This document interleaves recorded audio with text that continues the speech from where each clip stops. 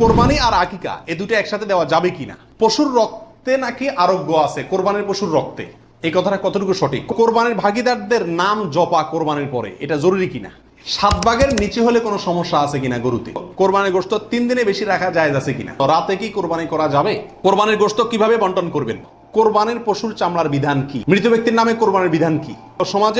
সমাজের ভাগ বলে একটা ভাগ প্রচলিত, যেটা জায়েজ আছে কি? পশুর রক্তে নাকি আরোগ্য আছে কোরবানির পশুর রক্তে, এই কথাটা কতটুকু সঠিক? কোন কোন এলাকাতে আমি নিজের চোখে বহুবার দেখার দুর্ভাগ্য হয়েছি, অনেকে দেখা যায় কোরবানির পশু জবাই করার সময় রক্তগুলা একটা বাড়িতে করে নিয়ে যায় গরম গরম, এরপরে নিয়ে পোলাপাইনরে খাওয়ায়।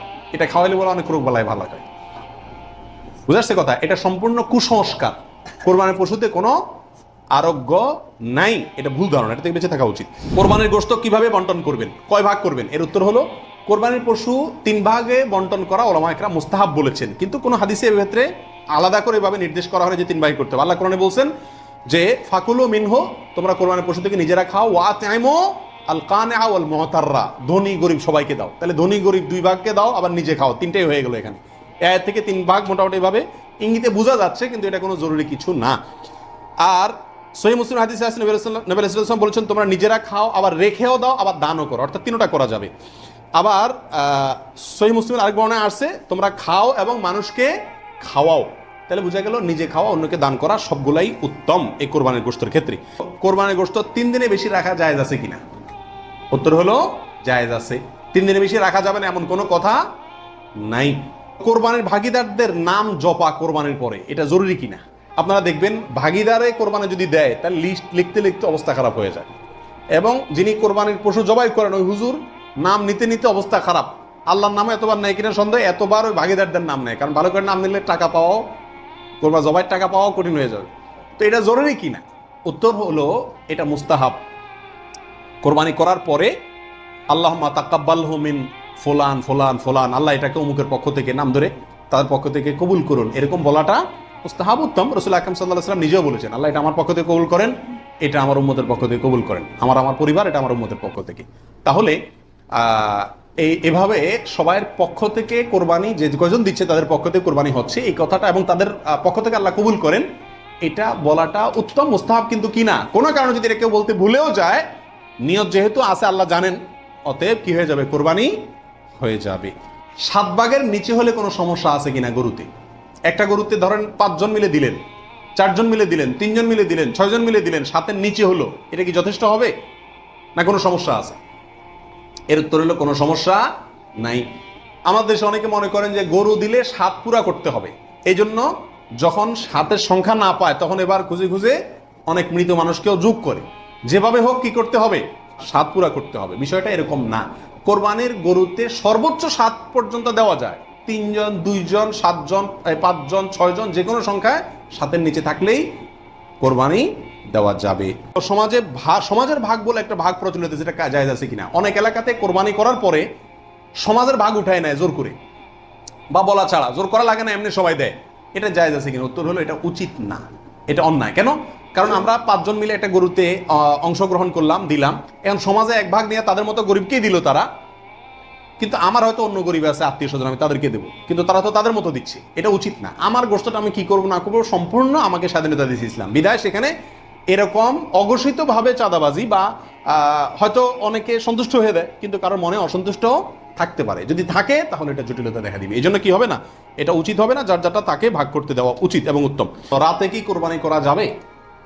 এই প্রশ্নের উত্তর হলো রাতে কোরবানি করাকে ওলামায়ে কেরাম মাকরুহ বা অপছন্দনীয় বলেছেন। তার কারণ হলো কোরবানি একটা আল্লাহর গুরুত্বপূর্ণ বিধান, এখানে পশুর রগ নির্দিষ্ট সংখ্যায়, নির্দিষ্ট রগগুলো কাটা যেতে হবে, রাতে করলে অন্ধকারে সেগুলো কম বেশ হয়ে যেতে পারে, এই আশঙ্কায় দিনের বেলায় করা উত্তম এবং রাতের বেলায় মাকরুহ বলেছেন। তবে যদি পর্যাপ্ত আলোর ব্যবস্থা থাকে এবং এরকম কোনো ভুল হওয়ার আশঙ্কা না থাকে তাহলে রাতেও কোরবানি করা যাবে। জবাইয়ের সময় বিসমিল্লাহ বলতে যদি কেউ ভুলে যায় তাহলে কি করবে? এর উত্তর হলো নিজের পশু তো নিজে জবাই করা উত্তম। যারা প্রফেশনাল জবাই করেন মৌলভী সাহেবরা, তারা তো ভুলের কথা না, কারণ তাদের অভ্যাসই আছে। নিজেটা নিজে করতে গেলে ডরে ভয়ে ভুলেও যেতে পারে, যদি কেউ ভুলে যান ভয়ের কোনো কারণ নাই। মুসলমান যদি ভুলেও যায় তবুও সেই পশু হালাল হবে, খাওয়া হারাম হবে না। ইচ্ছাকৃত যদি কেউ বিসমিল্লাহ না বলে সেটা ভিন্ন কথা, সেটা সমস্যা আছে। কিন্তু ভুলে যদি বিসমিল্লাহ না বলে তাতে পশু হালালই থাকবে, হারাম হবে না ইনশাআল্লাহ। কোরবানির গোশত দিয়ে দিনের প্রথম খানা খেতে হয়, এই কথাটা কতটুকু সঠিক? উত্তর হলো পুরাই সঠিক।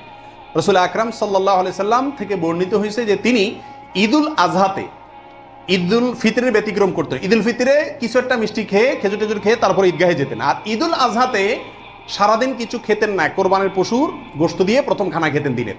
অতএব আপনি গরু দেন, ছাগল দেন, যেটা দিয়ে কোরবানি করেন, দিনের প্রথম খানা কি দিয়ে হওয়া উত্তম? ওই গোশত দিয়ে হওয়া উচিত। গোশতটা তো আল্লাহকে দিয়ে দিয়েছেন, আল্লাহর নামে জবাই করছেন, আল্লাহ আপনাকে হাদিয়া দিয়েছেন। এই জন্য আল্লাহর হাদিয়ার আগে একটু পেটটা খালি রাখেন, আকর্ষণ করে খান, তাহলে ইনশাআল্লাহ সেটা আপনার জন্য, আপনার আল্লাহর হাদিয়াকে আপনি মূল্যায়ন করলেন, সেটা প্রমাণ হবে। কোরবানির দিন হাঁস মুরগি জবাই করা জায়েজ আছে কিনা?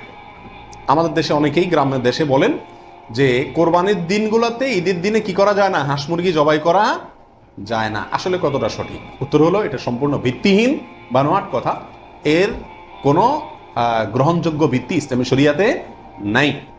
বরং কোরবানি ঈদের দিনে কেউ চাইলে হাঁস বা মোরগ কি করতে পারবে? জবাই করতে পারবে। তবে যদি এটাকে কোরবানির নিয়তে করে যে আমার তো গরু ছাগল দেওয়ার সামর্থ্য নয়, আমি মুরগি দিয়েই দিলাম কোরবানি, তাহলে সেক্ষেত্রে এই জবাই কি হবে না? জায়েজ হবে না। কারণ এই পশু দিয়ে কি হবে না? কোরবানি হবে না। এমনি গোশত খাওয়ার জন্য যদি জবাই করে, তাহলে ঈদের দিনেও জবাই করাতে কোনো সমস্যা নাই। মৃত ব্যক্তির নামে কোরবানির বিধান কি? একটু আগে যেটা বললাম, অর্থাৎ শুধু মৃত ব্যক্তির নামে আলাদা কোরবানি দেওয়া জায়েজ, অনেক উলামা ইকরাম বলেন। কিন্তু অনেক উলামা ইকরাম বলেন যারা মৃত ব্যক্তির সাথে জীবিত ব্যক্তির সাথে মৃত ব্যক্তিকে যোগ করে দেওয়া যাবে। আপনি একটা ছাগল দিলেন, বললেন যেটা আল্লাহ আমার এবং আমার মৃত বাবার পক্ষ থেকে, এভাবে করা যাবে। আর নবী আলাইহিস সালাম একটি ছাগল তার পুরো উম্মতের পক্ষ থেকে দিয়েছেন, জীবিত মৃত সবাই মোটামুটি এর ভিতরে শামিল। কোরবানি আর আকিকা এই দুটো একসাথে দেওয়া যাবে কিনা, এটা কমন প্রশ্ন আমাদের সমাজে। এর উত্তর হলো অনেক উলামা ইকরামের মতে দেওয়া যাবে। ফতোয়া শামী ইত্যাদিতে তাই লেখা আছে যে দেওয়া যাবে কোরবানি আর আকিকা একসাথে একই গরুর মধ্যে। আর অনেক উলামা ইকরামের মধ্যে দেওয়া যাবে না। এর ভিতরে আপনার পাকিস্তানের খুব নামকরা মুফতি ছিলেন মুফতি রশিদ আহমদ রাহিমাহুল্লাহ, আহসানুল ফতোয়ার লেখক। তিনি হানাফি মাযহাবের বড় উলামা ইকরামের মধ্যে থেকে তিনি কঠোরভাবে এর বিরুদ্ধে করেছেন এবং বলেছেন কোন অবস্থাতেই কোরবানি আর আকিকা একসাথে মিক্স করা যায় না, উচিত না। কারণ কোরবানি একটা ইবাদত, আকিকা আরেকটি ইবাদত। আর তাছাড়া গরু এক অংশে একাধিক ব্যক্তি দিতে পারবে, এটা কোরবানির ক্ষেত্রে নবী সাল্লাল্লাহু আলাইহি ওয়াসাল্লাম বলছেন, আকিকার ক্ষেত্রে বলেন নাই। সেই জন্য কোরবানি এবং আকিকা পৃথক হওয়া উচিত। একই দিনে হতে পারে, কিন্তু গরুর অংশে কোরবানির না, এই আকিকার কারণ নামের অংশ থাকা উচিত না। এই মতটা বেশি শক্তিশালী এবং বেশি সতর্কতামূলক। কোরবানির পশুর চামড়ার বিধান কি? উত্তর হলো কোরবানির পশুর চামড়া এটা নিজে ব্যবহার করতে পারলে সেটা করা উচিত। চামড়া প্রসেস করে ব্যবহার করতে পারলে এটা করা উচিত। কোথাও কোথাও মানুষ খায়, যদি খাইতে পারেন চামড়া পরিষ্কার করে, সেটাও আপনার জন্য ঠিক আছে। কিন্তু কোরবানির পশুর চামড়া বিক্রি করা হয় আমাদের দেশে বেশিরভাগ ক্ষেত্রে, এই কাজটা অনুত্তম কাজ, অনুচিত কাজ। কেন? কারণ কোরবানির গোশত এটাও বিক্রি করে আপনি টাকাটা দানে করে দিলেন, কিন্তু এটা উচিত না। আল্লাহ সুবহানাহু ওয়া তাআলা আমাদের সবাই